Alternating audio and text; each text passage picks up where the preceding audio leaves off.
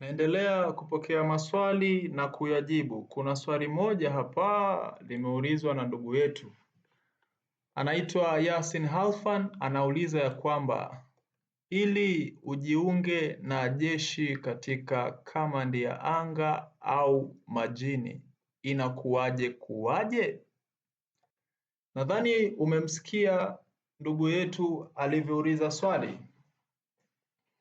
Na usisahau ya kwamba hata wewe una uwezo wa kuuliza swali la aina yoyote ile kuhusiana na mambo ya ajira. Unaweza kuuliza swali kuhusiana na mambo yoyote yale kuhusiana na mambo ya maisha ya kila siku. Ushauri wowote iwe ni ushauri wa maisha yako binafsi, labda wewe na mpenzi wako. Unauliza tu, watu watakupa experience kupitia vitu ambavyo vimewatokea wao. Kwa maana hiyo, hii channel naomba ituunganishe pamoja tuwe kama ndugu. Mtu mwenye mawazo yoyote anaweza akashare wazo lolote lile la kuhusiana na maisha. Mimi na wewe ni ndugu. Kwa maana hiyo, nimeamua kutengeneza hii channel ili niwe karibu na watu wengi na tubadilishane mawazo mbalimbali. Iwe mawazo ya kibiashara mbalimbali unahitaji kuanza. Usisite, drop comment yako, useme bana, kama kuna mtu ana experience na biashara fulani, wewe unaionaje? Tuna share ideas. Sasa, ngoja tumjibu ndugu yetu. Kwa uelewa wangu, ninajua ya kwamba kuna majeshi matatu. Kuna jeshi yani JW, na kwa uelewa wangu imegawanyika kwenye sehemu tatu. Kuna jeshi la anga, kuna jeshi la majini, kuna jeshi la ardhini. Kwa hiyo la anga, ardhini, majini, majeshi hayo. Kwa hiyo kuna jeshi la anga, kuna jeshi la majini, kuna jeshi la ardhini.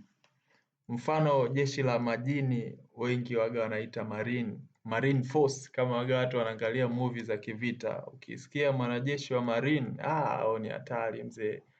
Na wanakuwa na mafunzo hatari. Kama vile kukaa chini ya maji bila kupumua kwa muda fulani ni moja ya mazoezi yao, umenielewa? Sasa iko hivi. Nikurudishe nyuma kidogo kama kwa wewe ambaye umeshawahi pita JKT. Kwangu mimi ninachoona ni kwamba ni lazima upitie JW kwanza. Alafu watakuchagua uende kitengo fulani, uspecialize, yani usomee kitu fulani in detail, upate mafunzo ya kitu fulani. Kama vile JKT tulivyokuwa tumeenda, hata mimi nilienda kwa njia ya mujibu.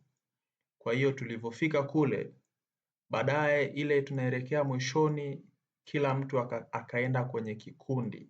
Umeelewa? Kuna wale waliokuwa kwenye kikundi cha karate, kuna wale walikuwa kwenye kikundi cha nisime, I don't know, nimesahau. Kuna wale walikuwa kwenye kikundi cha gwaride, umeelewa? Kama wewe huwezi kupiga gwaride, unaenda kwenye karate, huwezi karate, unaenda kikundi kingine.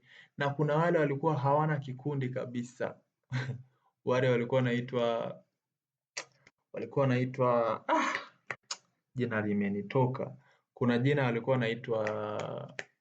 wanaitwa nani hawa? Nadhani kama kuna mtu amepita JKT anaweza akanidropia chini pale kwamba wale watu ambao hawana kikundi cha aina yoyote ile wanaitwa kina nani? Wanaitwa kina nani hawa? Nimesahau.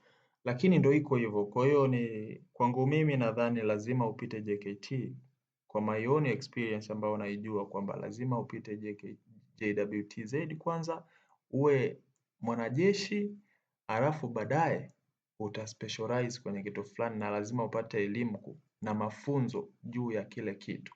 Kwa maana hiyo kama wewe utabezi sana labda mtu wa anga, kuendesha mindege sijui nini, utakuwa umebezi. Yani tayari umepokea mafunzo, lakini lazima kwanza upitie JW.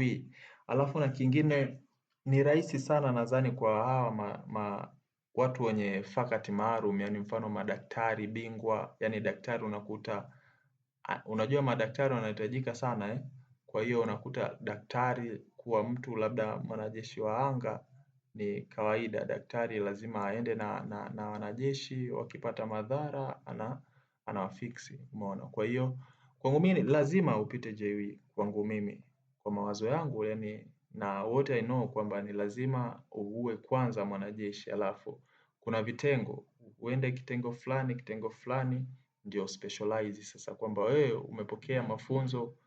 Kama wewe ni marine, ni mwanajeshi wa maji, lazima upokee mafunzo yale ya mwanajeshi wa maji. Kama wewe ni wa ardhini, utabezi sana na ile kozi ya ardhini. Kwangu mimi ndo najua hivyo kwamba lazima mafunzo unayopokea ndio yatadetermine wewe ni mwanajeshi wa anga, wewe mwanajeshi wa ardhini, wewe mwanajeshi wa majini. Kwa hiyo kama wa majini ana mafunzo makali pia, kuzama kwenye maji vile nini. Kwa hiyo ndio iko kama hivyo. Kama una experience nyingine au kuna kitu ambacho wewe unafahamu, leta tushare ili tuzidi kujua vitu vingi. Understand? Kwa hiyo ndio iko kama hivyo. Chao.